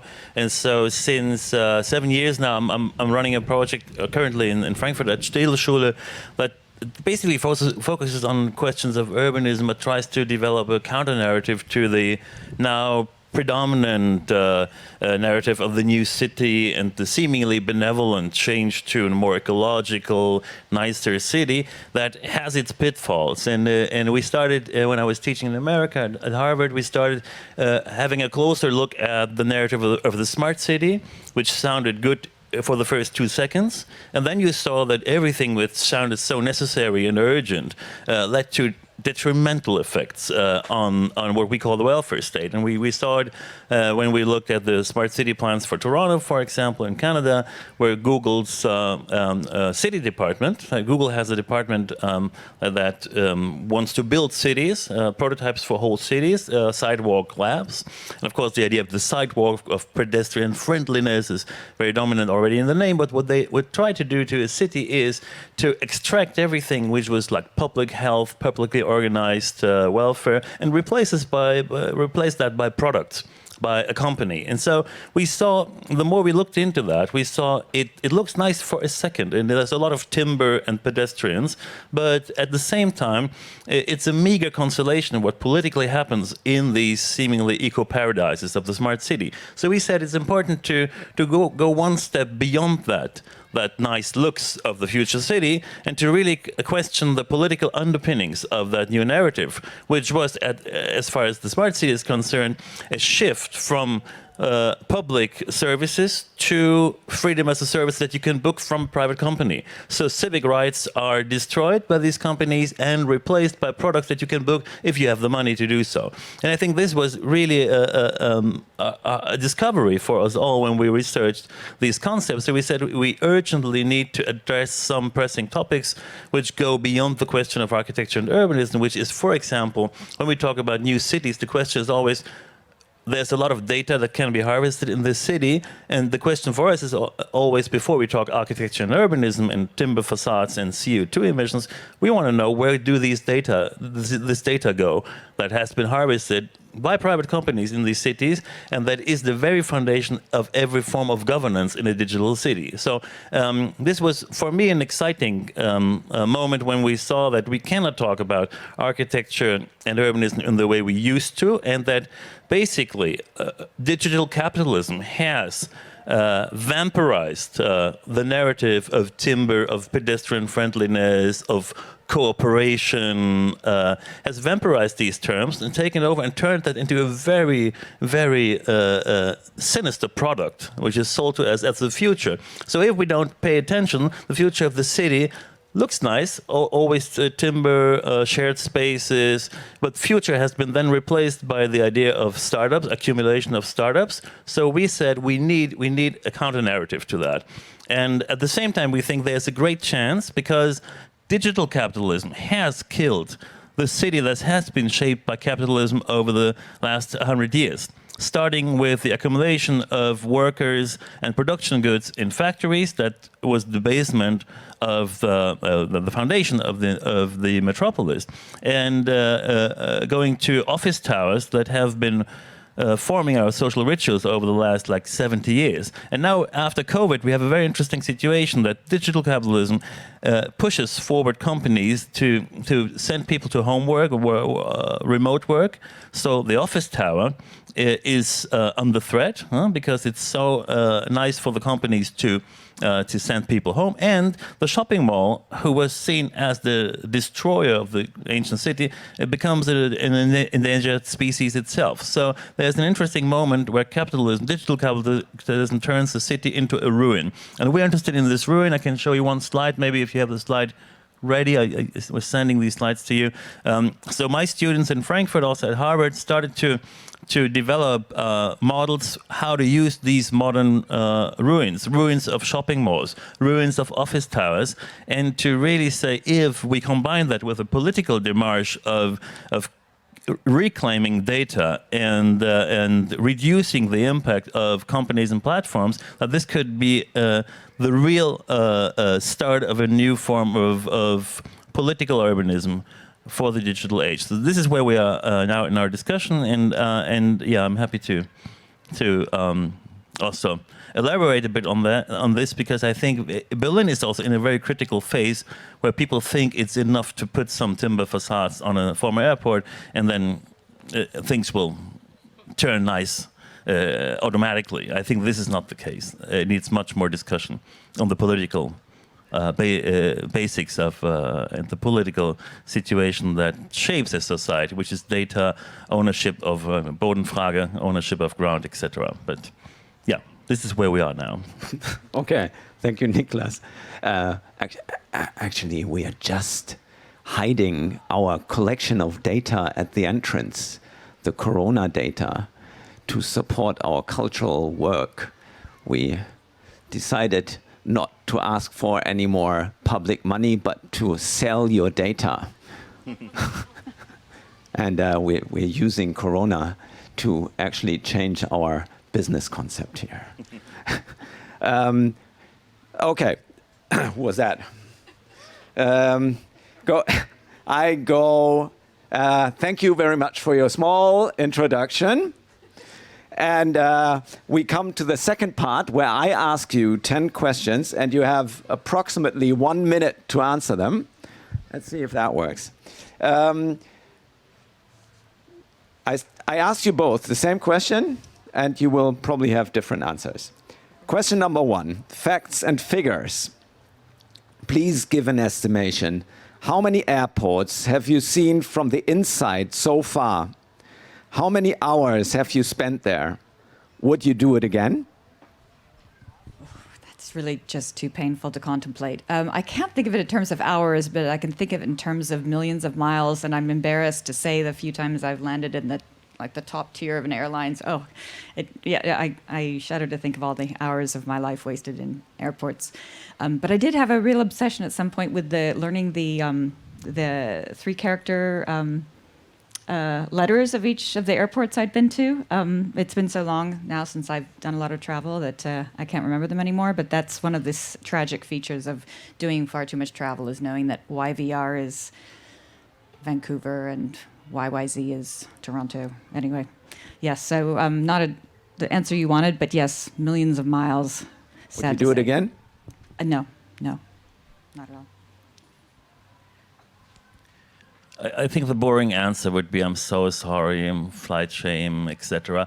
I can tell you that I took much more flights from Berlin to Frankfurt and to Munich than from Paris to cities like Bordeaux, and not only because I live in Berlin, but also because in France the train needs 2 hours from Paris to Bordeaux, and in Germany for the same distance it takes you 4 or 5, or normally also if something goes wrong with Türschaden, Triebwerksschaden, and you name it, then it takes 8 hours. And this is of course also part of the problem. I think no one of these people who take a 6:50 flight from Berlin to Frankfurt love it and think, hey, I'm in the air. But it's just frustrated people who know the train would bring them to Frankfurt in the late afternoon. And I think really, and this is of course part of the disaster, you need alternatives that are seductive and beautiful and fast.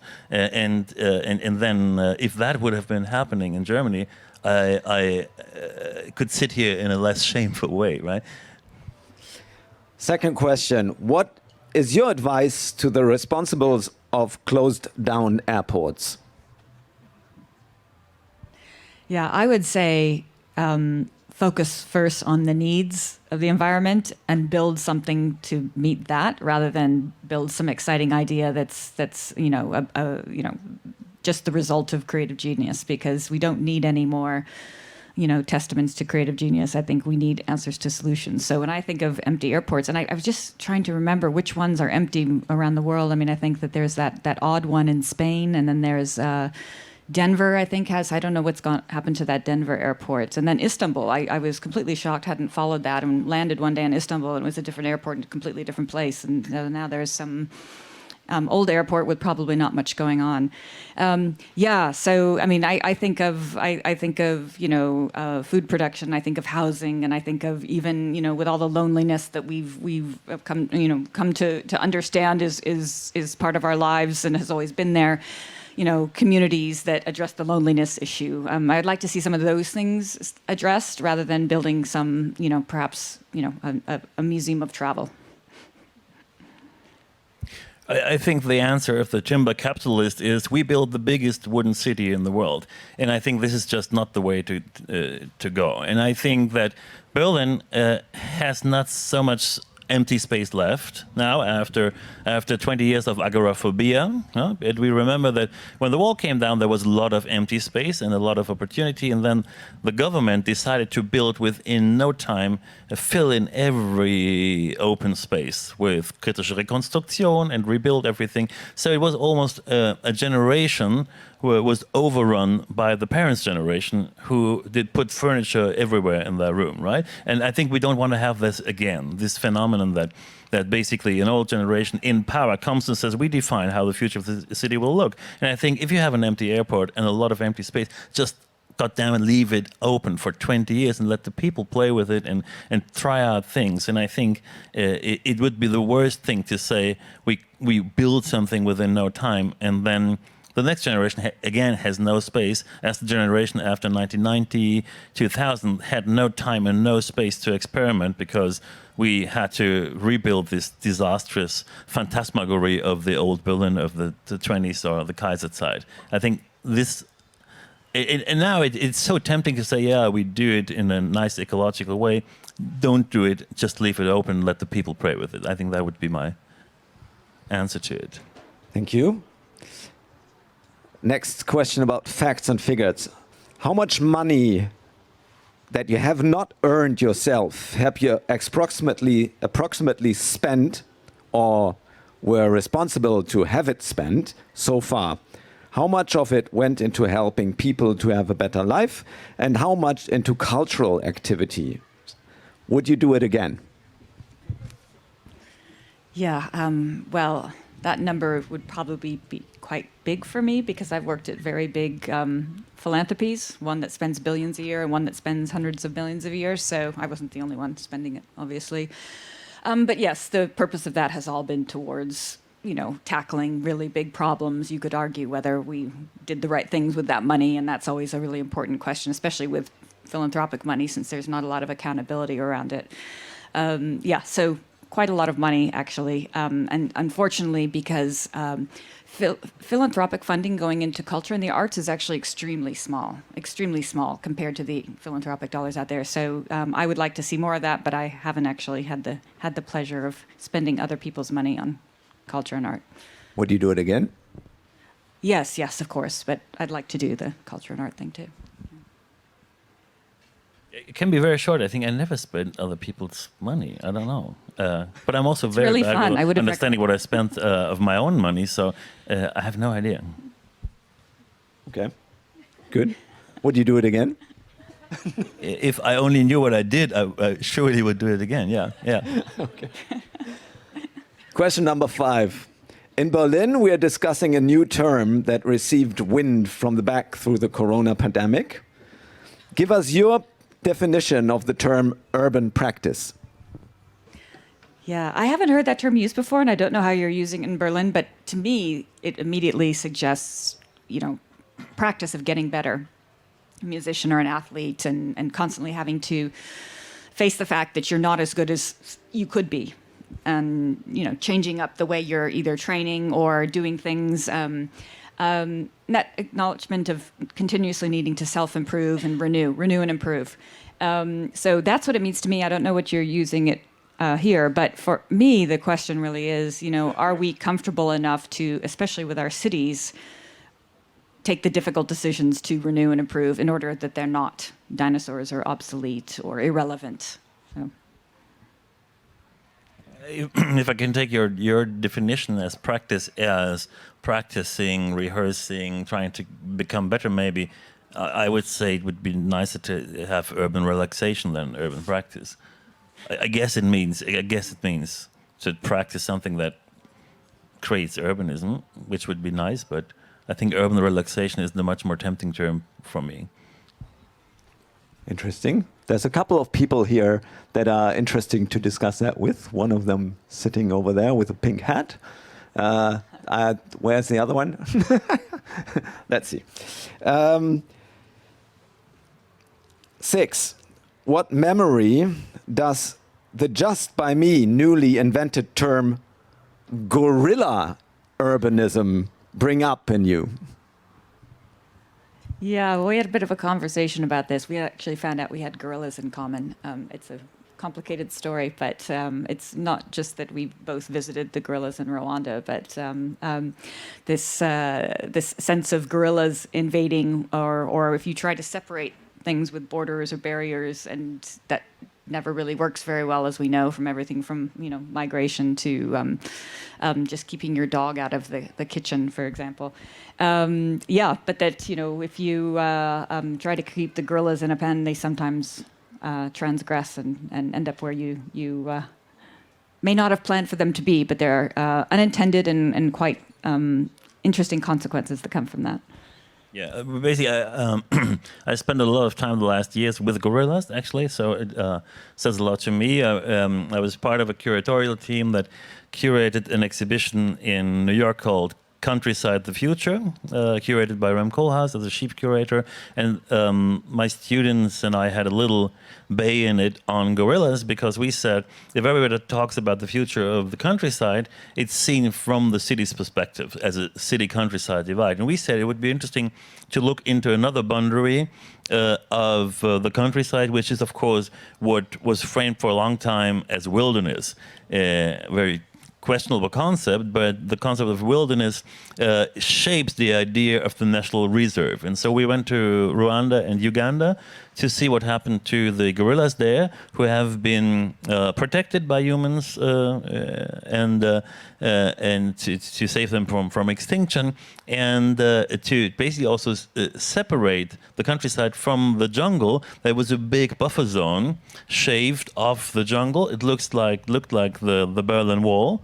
So an area where nothing grew and nobody was supposed to go, separating a concept of wilderness from a concept of countryside. And what happened, and that was also very beautiful, was that the gorillas, the supposedly wild animal, who is also a curious animal, moved into the buffer zone and spent 70% of the time there. And also the farmers moved into the buffer zone because it was a rich soil and you could farm very well there. So there was a new form of unintended cohabitation in the zone that was designed to separate them. And for me, that was quite eye-opening, because it showed how badly an idea of separation from humans and non-humans works, and how these species dubbed as wild by humans refuse to be wild and becomes a new species, a hybrid species, which is neither tame nor wild, because they got used to humans, so they insist on leaving the jungle, which creates, of course, from a human's perspective, quite a lot of problems, but also beautiful problems. And that's what we focused on. And that could be also framed as guerrilla urbanism. Yeah. Yeah, and I was really happy to play a role in funding that work. And it was because we were really interested in, the relationship between the country, livelihoods in the countryside and livelihoods in cities, and the symbiosis going on there. So. And also, maybe just a very short word on that, the buffer zone that was intentionally designed to separate, in a very harsh way, animals from humans, became an experimental space almost, in a way, where the definition of species collapsed. And I think that was a very interesting concept also for urbanism in general. They say the buffer zone can be a space without hierarchy, where no one has the right to be. The humans had no right to be there, the animals had no right to be there, but they just ignored this lack of permission. And that was interesting. Guerrilla urbanism. We know San Francisco for hippie culture, Alcatraz, Karl Malden, William Gibson, cyberpunk, visions, and so on. What did San Francisco teach each of you? Yeah, this is another interesting point of connection we found. That's San Francisco is I haven't lived there in 20 years, but it is the place I consider my home. And I certainly, when you make all those references, they were certainly come from before I was born, but that was the San Francisco I remember, and that was California I remember. And it's just shocking to go back there now, because it's such a city with probably more exaggerated problems than I've ever seen, along the lines that you have in Berlin, but just exaggerated, and I can't quite see the way out for it, because it's so much driven by the over dominance of the tech sector in the whole of the Bay Area, and it's just put the city in a place of just egregious inequality and transformation of the landscape, urban landscape, in a way that's just, So it means so much to me personally because of my childhood. But it's much more associated with those references and those kind of innocent California years, and not the California we see now with the problems that, of course, Nicholas, you have exposure to through your current project there.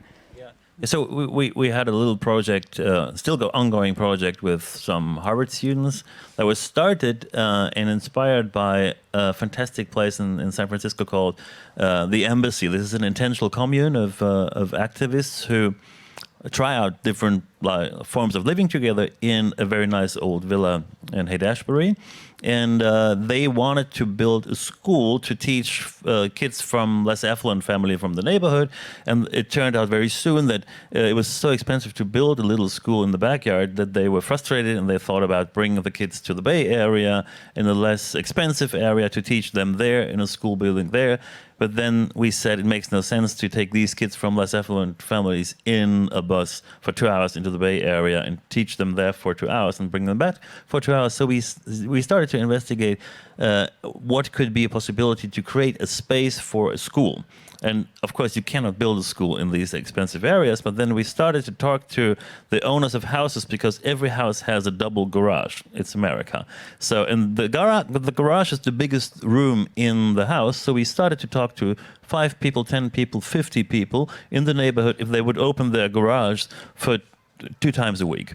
And we would bring beer benches, German beer benches, and projectors, and some toilets, and then the garage, they drive the cars out, and the garage would be a school for an afternoon. So all the entirety of the garage in one street would turn into a school with 5,000 square meter. If you have 100 garage, 50 square meters, American garage, you have 5,000 square meters. So you create a school building that would have cost $15 million only through talking. There was also a project that we liked a lot because it showed that you can create space in a city where seemingly there's no space left for certain purposes by just talking to people. So this was architecture through talking, not building, and that was one of our projects very dear to our hearts. So that's the thing we connect to San Francisco. Thank you. I will skip question number 8 because you've already answered it more or less. What is your advice to the owners of empty shopping malls? I'm not sure about question number 9. You can say if you want to reply to that. Facts and figures number 3. Tell us all countries you have visited in your life and stop when the amount reaches your age. Oh, do you actually want us to name the countries? That was the idea, yeah. But it had gosh. it yesterday night, so we can. If you say that's complete bullshit, we just skip it. I'm pretty old. I mean, we could be here forever. Yeah, I've probably been to about 90 countries. I don't know if you want me to get on in my 50s. No, but maybe it's a stupid memory game. Let's skip it. And we come to the last question, right? The last question, boundaries and borders. Yesterday, when we sat on the grass between concrete housing blocks behind Haus der Statistik, we wondered how to be visionary about these. You both are specialists in crossing borders in manifold ways. We pondered about buffer zones, like the ones in Rwanda around the gorillas, or this one here. From there, we floated to the representation of data spaces in the real world, white boxes in the countryside and in the cities, server farms, delivery centers, etc., and the ownership of the data they accumulate and how this ownership shifts power structures in the world and promotes inequality. I would like to invite you to drift on, make a connection with what we talked about yesterday, and the title of today's event, Ecology After Nature. Yeah, well, I'll leave the digital thinking to you, but yeah, for me, and I think back to why we were involved in funding the Countryside exhibit, that the synergy, the symbiosis between countryside and cities it's set up much more as a conflict, whereas there should be much more synergy. And when I think about this concept of borders and buffers, and buffers, you can create buffers, but then things start to flow through like osmosis. it's just interesting to think that the ecology we contemplate in the future is more about bringing the countryside into the city. And I think that's a lot of what we talk about when we talk about making cities more livable, you know, redesigning space so it's better for people and for planet, and, you know, perhaps even bringing more of our food production into cities, and redesigning things so that maybe it's less about, you know, corporate buildings, more about housing for people and being in cities because you want to, not because you have to commute there. And then likewise, pulling much more of all the benefits of cities, the diversity, the art and culture, and the jobs, really, and pulling those out to the countryside, so that it's less of a dichotomy, and which it really has been in the time, especially of COVID, where people are escaping cities and all of their ills and going and sitting out and churning their own butter in the countryside. But we know more of the benefits. They're more livelihoods. They're more viable livelihoods. Well, we need them in cities too, but in the countryside. And we acknowledge that and don't fetishize the countryside and think it's really a place where you can, you have your own goats and chickens, but it's more of a place where you can live well, and you can experience more nature, of course, but we're not privatizing the countryside and creating some of the problems that we have in cities and exporting it to the countryside. So that's what I thought in terms of the ecology of the future. I don't think there's a post-nature world here. I really do hope. I'm optimistic. Probably shouldn't be, but optimistic about what we can do to rise to the challenges of climate. But in this, post-climate, post-COVID world, what that ecology looks like, I hope it's much more about the interconnection between countryside and cities. Yeah, I mean, I'm always wondering who defines what nature is and how it relates to our ecology, and I think if we look into the bigger ideological problems today, then we find very quickly, and then we come back to the question of data ownership and all that it seems natural to us to use a mobile phone. It seems natural to us to Google something, and we don't see the effects of that, and we don't see the effects of pushing the accept all button every day, and also partly this is wanted, of course, by platforms and big companies, that we don't think about it, and that's why the architecture of server farms where our data is stored and harvested is almost invisible, and that's why we have no Google Tower in the center of Berlin. It's all very decent, and it disappears. And with it, and with this like invisibility, with this embedding server farms in the landscape, just letting them disappear, though they're giant, also the discourse disappears. And I think that's why it would be important to really address that topic for a future ecology, and ecology in the sense of the oikos, of the household, to say we have to discuss who owns the data and what is the actual foundation of new cities. It's not a concrete fundament, but it's a fundament made out of data. And so I think if we talk about the ecology of our lives, then the question who owns the data is as important as the question of who owns the ground. Two, I think, of the most pressing questions we have to discuss.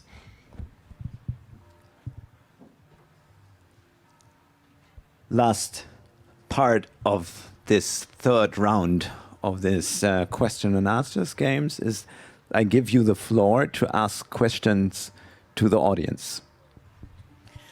Yeah, I guess I'd like the question to leave you with is, if you think of the course of your life, and I was just thinking about my grandmother who recently passed away and how much change she had to adapt to during the course of her life. But when you think of all of the fact that we want to emerge from this time and emerge with a survivable world, how big and uncomfortable, how big are those changes, and how uncomfortable are those changes that you're willing to experience in the course of your life? So I leave you with that. Okay, I think this is the last question asked to the audience of that round tonight, so it should be the simple question, should we all have a drink now?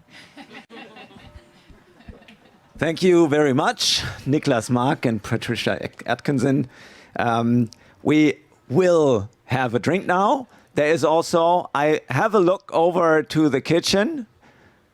Inchi and Gusse, I think the food is ready. I see people eating. So I invite you all to eat and drink and listen to some improvised music by Hans Unstern and his workshop-built halves that were built today with him and a number of kids. And see you soon. Thank you.